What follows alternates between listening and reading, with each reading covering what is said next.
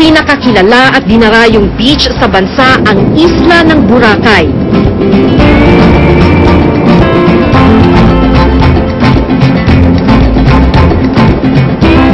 Maganda, malinis, maunlad. Pero sa paglipas ng panahon, tilang hindi nababantayan umano nitong pag-unlad, nagiging banta sa kislap nito. Kung ikukumpara nga raw ang itsura ng Boracay noon, malaki na ang ipinagbago nito ngayon. Overdevelopment. Ito ang isa sa mga nakikitang problema sa Isla ng Boracay Foundation Incorporated, organisasyong nangunguna sa pangangalaga ng Boracay. Merong mga resorts dito, hindi lang mga resorts, no, kahit yung mga nasa residence, yung mga tao mismo na they don't understand yung mga environmental laws, and hindi na siguro sila aware na they are violating this environmental laws. So, marami dito na sila din ay nakakasira ng kalikasan natin. Dahil sa pagdami ng mga gustong magtayo ng establishmento at bumili ng lupa sa Boracay, isang desisyon ang ibinaba ng Supreme Court ukol dito. Ang Isla ng Boracay ay isang public domain. Ibig sabihin, pag-aari ito ng gobyerno at walang sino mang maaaring magtayo ng pribadong establishmento dito na walang permiso mula sa lokal na pamahalaan at Department of Environment and Natural Resources o DENR. Isa sa mga tinuturong lumalabag dito ay ang West Cove Resort, isang resort na kasalukuyang tinatapos dito. Sa gilid ng bundok, itinayo ang resort. Aminado si Crisostomo Aquino, isa sa mga may-ari ng resort, na wala silang permit mula sa DENR at lokal na pamahalaan. Sa kabila nito, halos tapos na ang ilang bahagi ng establishmento. Application namin nasa DNR. Nakatagal na namin, 2 years na naka-apply doon. May kulang. So, lahat ng kulang, sinasubmit namin. Idinaraing na rin ng mga residente ng Boracay ang pagpapatayo ng isang pahingahan sa ibabaw ng mga batong ito.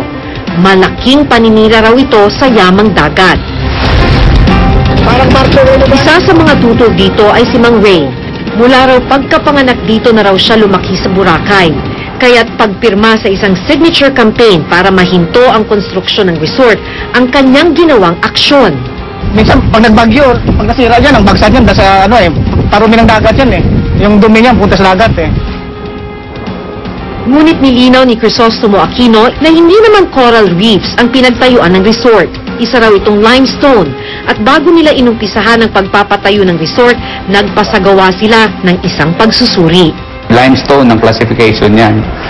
Meron din kaming geohazard na mapapakita sa inyo na report na limestone yun ang tinutungtungan namin doon, hindi coral reef.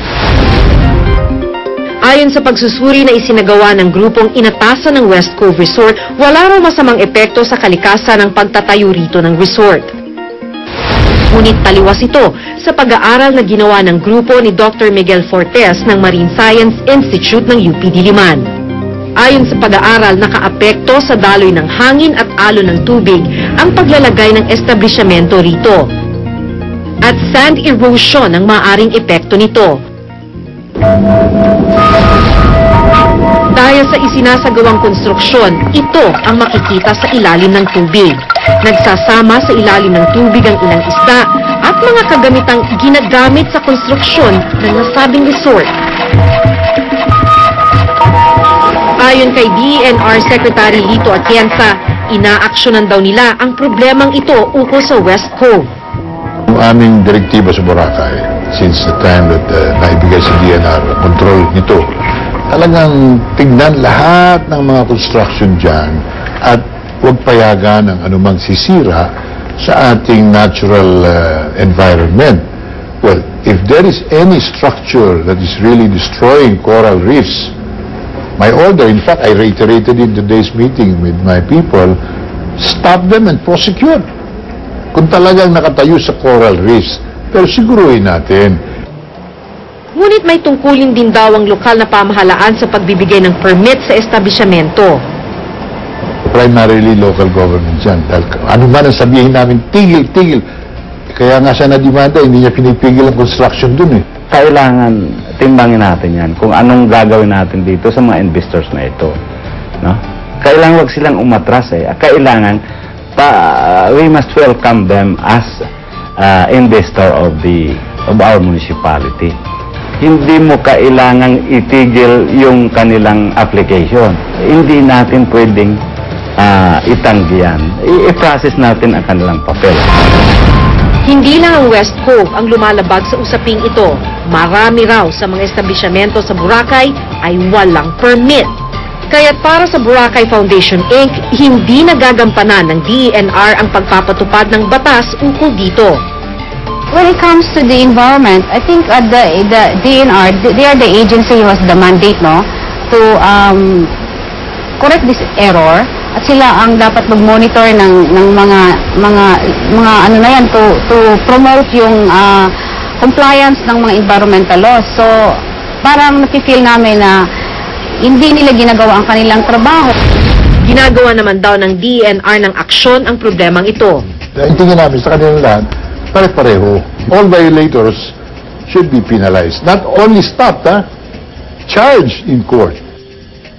Pero ayon kay Secretary Atienza, may mga hakbang man daw silang ginagawa ukol dito, hindi lang daw sila ang dapat lang nasisihin. Malaki rin daw ang obligasyon at pananagutan dito ng lokal na pamahalaan. You must accept, kailan lang naibigay sa DNR yan.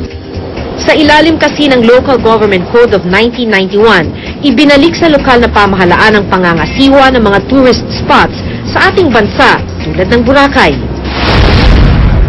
Pero ayon kay Mayor Ciceron Kawaling ng Malay Aklan, ginagawa naman daw nila ang lahat ng kanilang makakaya upang matugunan ang problema sa Boracay. Sa katunayan, nagbigay sila ng memorandum sa establishmento na lumalabag dito at hindi nila ito pinagkakalooban ng building permit at zoning clearance. Pero ang nakalulungkot, parang hanggang dito lang ang hakbang na ginagawa ng lokal na pamahalaan. Kailangan timbangin natin yan kung anong gagawin natin dito sa mga investors na ito. Dagdag pa sa problemang ito, inirereklamo rin ng Boracay Foundation ang paglalagay ng mga pribadong establishmento ng seawall. Malaki raw ang epekto nito sa patuloy na paglala ng erosion o pagkaanod ng buhangin sa dagat. Karamihan sa mga establishmento at resort sa Boracay ay may seawall. Isa si Douglas Fibling, co-owner ng Willy's Restaurant na naglagay ng seawall sa kanilang restaurant. Ayon sa kanya, hindi naman daw masasabing ito ang dahilan kung bakit lumalala ang erosion sa Boracay. We can see seawalls all over the world, ito nilalagay ang seawall to protect the property and lives sa buong mundo, hindi lang sa Boracay. The same reason na ginawa namin ang seawall, to protect our property and investment. So, ang sinasabi nila, I guess, wala naman talagang scientific basis Sa isang pag-aaral na ginawa ng Marine Science Institute ng UP Diliman nitong February 2009, maliban sa climate change ay malaki raw ang nadadagdag ng seawall sa patuloy na paglala ng erosion sa Boracay. Tuwing humahampas daw kasi ang tubig sa mga seawall ay dinadala nito patungo sa dagat ang malaking bahagi ng buhangin at hindi na naibabalik pa. Ito raw ang nangyayari ngayon sa isla ng Boracay. Sa katunayan, tila isinisigaw na ng Boracay ang ganitong epekto. Marami sa mga puno ng niyog sa Boracay ay makikita na ang mga ugat. At kung dati ay nakalubog ang mga Poso Negro dito sa Boracay, ngayon ay nakausti na ito. Ito raw ang patunay na lumalala na ang erosion sa Boracay. Kahit ang DENR, inamin na epekto raw ng erosion ang nangyayaring ito. Yung mga imbornal nakalabas na, ganito na halos ang taas. Kalahating metro ang taas sa buhangin. That is the biggest damage in Boracay, which we must act on now. Ngunit ang problema ayon sa Boracay Foundation, walang aksyon dito ang lokal na pamahalaan. Wala kaming ordinance against putting up seawall. So yun ang sana nilalabi namin sa local government to make an ordinance, no, for against these seawalls.